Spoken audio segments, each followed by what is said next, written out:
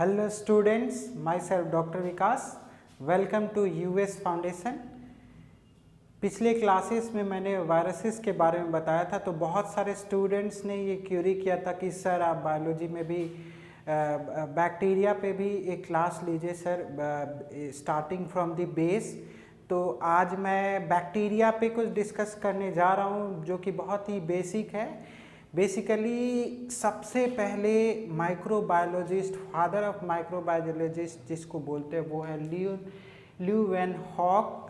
इन्होंने माइक्रोस्कोप का भी डिस्कवर किया था और इसके बाद इन्होंने कोई सरफेस पे माइक्रोस्कोप लगाया होगा तो इन्हें थ्रेड लाइक स्ट्रक्चर देखने को मिला वहाँ पे। तो ये नाम उसका नहीं क्लियर कर पाए, लेकिन इन्होंने ये चीज़ ज़रूर डिस्कस करा लोगों से कि मैंने यहाँ पे एक माइक्रोस्कोप लगाया जो कि बहुत ही ज़्यादा मैग्नीफाइंग होता है, बहुत ही ज़्यादा पावर होता है, छोटे से छोटे चीज़ को बहुत बड़ा देख सकते हैं। तो मैंने इस सरफेस पे देखा है कि एक थ्रेड लाइक स्ट्रक्चर है इस पे। अब ये पता नहीं क्या है, उनको ये नहीं पता था कि भाई ये क्या है। तो ये कहानी थी 1963। इसके बाद 100 साल लग गए, लगभग 110 साल लग गए इसके बाद पता लगाने में कि वो है क्या। इसके बाद एक साइंटिस्ट थे, डेनिश साइंटिस्ट थे, ऑटो फ्रेडरिक मुलर। उन्होंने बोला कि भाई इसको हम बैसिलाई बोलेंगे। बैसिलाई अभी भी यूज होता है, लेकिन बैसिलाई का मतलब हुआ सिंगल, एक बैक्टीरिया हो तो उसको हम बैसिलाई बोलते हैं। और बैसिलाई को ग्रीक वर्ड में अगर देखा जाए तो उसको हम रॉड शेप बोलते हैं, लेकिन ऐसा है नहीं। बैक्टीरिया के बहुत सारे शेप होते हैं जो कि आगे मैं बताऊंगा। तो बस एक रॉड शेप तो है नहीं, तो ये चीज़ भी डिस्कार्ड कर दी गई कि नहीं भाई ये चीज़ भी नहीं होगा। तो 1850 में एक फ्रेंच इन्वेस्टिगेटर थे जिनका नाम था काश्मीरी डेवाइन बेगेन। उन्होंने इसको बोला बैक्टीरिया।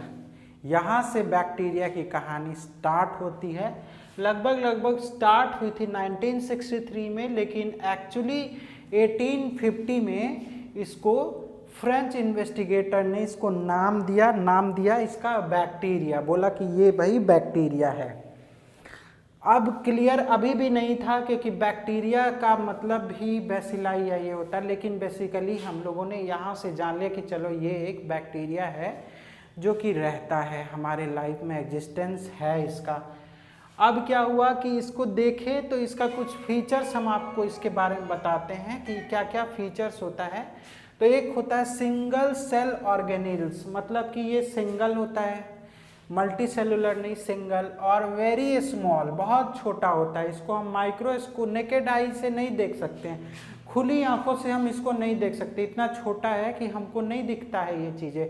हमारे हाथ पे अभी भी सैकड़ों बैक्टीरिया होगा, हमारे बॉडी पे सैकड़ों बैक्टीरिया होगा, लेकिन हम उसको देख नहीं पाते। सामने कोई छींका और उससे बैक्टीरिया हम लोग को लग जाता है, लेकिन पता नहीं लगता है कि बैक्टीरिया यहाँ पे था भी, क्योंकि वो उसका साइज बहुत स्मॉल होता है, उसको नेकेड आई से हम नहीं देख सकते हैं। तो उसको हम किस चीज़ से देखेंगे, तो उसको हम देखेंगे माइक्रोस्कोप से। माइक्रोस्कोप क्या होता है, तो माइक्रोस्कोप में एक मैग्नीफाइंग ग्लास होता है जो कि अलग अलग व्यू में होता है, 5x 10x व्यू में रहता है। मतलब वो आपके देखने की क्षमता, कोई भी छोटी सी छोटी चीज़, जैसे अगर आप उसमें मक्खी अगर देखोगे छोटा सा, तो वो बहुत बड़ा शेर जैसा दिखेगा, मतलब इतना बड़ा स्ट्रक्चर दिखता है वो, एक छोटा सा स्ट्रक्चर माइक्रोस्कोप में। तो बैक्टीरिया को हम खुली आंखों से नहीं देख सकते, उसको देखने के लिए हमको माइक्रोस्कोप की ज़रूरत होती है। आई होप जितने भी बायोलॉजी के स्टूडेंट हैं वो माइक्रोस्कोप के बारे में ज़रूर जानते होंगे। उस पर एक ऐसा सीइंग ग्लास होता है, आईपीस होता है, उसमें एक ऐसा नीचे की तरफ यहाँ पे एक मैग्नीफाइंग ग्लास लगा रहता है, और इसमें एडजस्टेबल ऐसा एक स्ट्रक्चर बना होता है। इससे हम इसको टेढ़ा ऊंचा कर सकते हैं, यहाँ से हम मैग्नीफाई कर सकते हैं।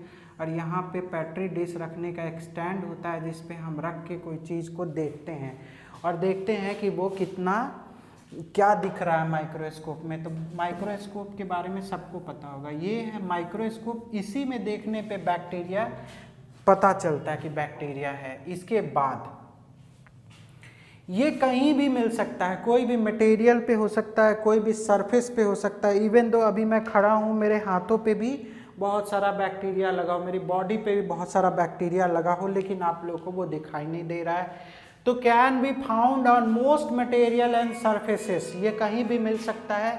और क्या है इसका, तो ये इसका 3 बेसिक शेप होता है। क्या क्या शेप होता है इसका, 3 बेसिक शेप होता है। एक शेप होता है रॉड शेप, जो कि बहुत पहले साइंटिस्ट ने बता दिया था रॉड शेप, ये उन लोगों को दिखा था कि चलिए रॉड शेप होता है, लंबा लंबा ऐसा ऐसा रॉड शेप होता है, रॉड शेप बैक्टीरिया होता है। चलिए ये तो क्लियर था लोगों को। लेकिन राउंड शेप भी होता है, रॉड शेप को हम रॉड शेप ही बैसिलाई बोलते हैं, लेकिन राउंड शेप का अगर गोल गोल होगा, राउंड शेप का होगा बैक्टीरिया, तो हम उसको क्या बोलते हैं, कोकाई बोलते हैं। क्या बोलते हैं, कोकाई। जैसे आप एग्जांपल ले सकते हैं स्ट्रेप्टोकोकस निमोनिया, अभी बताया था मैंने, स्ट्रेप्टोकोकस निमोनिया जो है वो कोकस ग्रुप जो है वो बैक्टीरिया ही है, लेकिन उसका शेप क्या होगा, राउंड शेप होगा।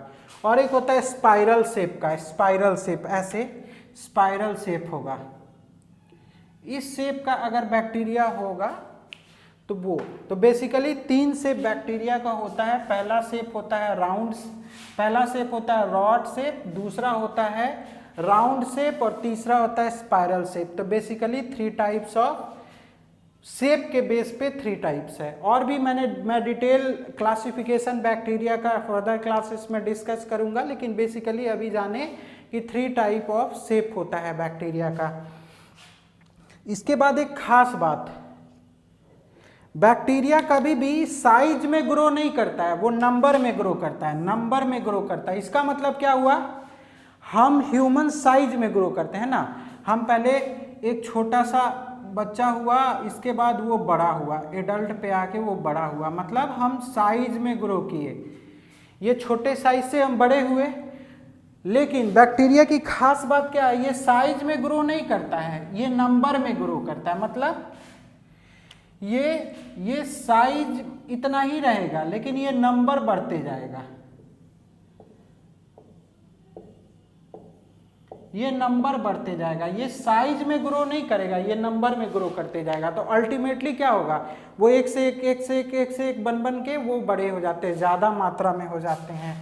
तो ये एक खास फीचर है, ये साइज में ग्रो नहीं करता है, ये नंबर में ग्रो करता है। तो देखिए, grow in number not in size, ठीक है, ये एक खास फीचर है बैक्टीरिया का। इसके बाद जानते हैं कि ये क्या करता है, तो ये make copy of themselves by dividing half. जैसे हम हैं, ह्यूमन है, अपने आप को बढ़ाने के लिए, अपने वंश को बढ़ाने के लिए क्या करते हैं, बच्चे पैदा करते हैं, हमारे जैसे बच्चे पैदा होते हैं। लेकिन ये बच्चे पैदा नहीं करते हैं, ये क्या करते हैं, खुद को आधा कर लेते हैं।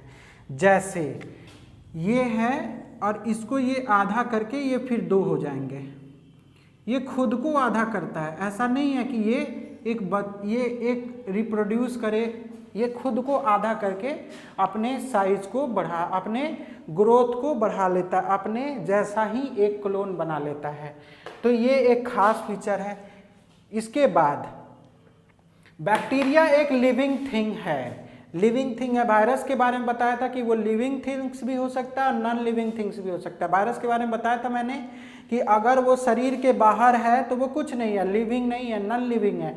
लेकिन अगर वो किसी ह्यूमन या किसी लिविंग सेल में चला जाता है तो वो एक लिविंग कैरेक्टर है। तो वो दोनों है, नॉन लिविंग और लिविंग भी। लेकिन बैक्टीरिया एक लिविंग सेल्स है और लिविंग सेल्स को खाने की जरूरत पड़ती है, तो वो खाता कैसे है, तो ये क्यों लिविंग सेल्स है, क्योंकि ये खुद का खाना खुद भी बना सकता है, सनलाइट से ये खुद का खाना खुद भी बना सकता है। दूसरा, स्कैवेंजर का काम करता है, मतलब कि कोई खाना है पहले का, उसको खा के उस पर वो जिंदा रहता है। जैसे कि ह्यूमन है, ह्यूमन का पेट में खाना है, उसको भी बैक्टीरिया अभी भी खा रहा होगा, तो स्कैवेंजर बोलते हैं। और सम आर वॉरियर, जो अटैक करते हैं आप पे, आपको मार के आपको खाएंगे, ये भी होता है। तो 3 तरह का खाने का तरीका, एक तो खुद से बनाएंगे, एक दूसरे का बना खाएंगे, या फिर एक अटैक करके और उससे खाएंगे। तो 3 तरह का इनके खाने का तरीका है। हाउ डू बैक्टीरिया ईट? तो बेसिकली मैंने डील आज किया कि बैक्टीरिया होता क्या है, रिप्रोड्यूस कैसे करता है। That's all from this slide.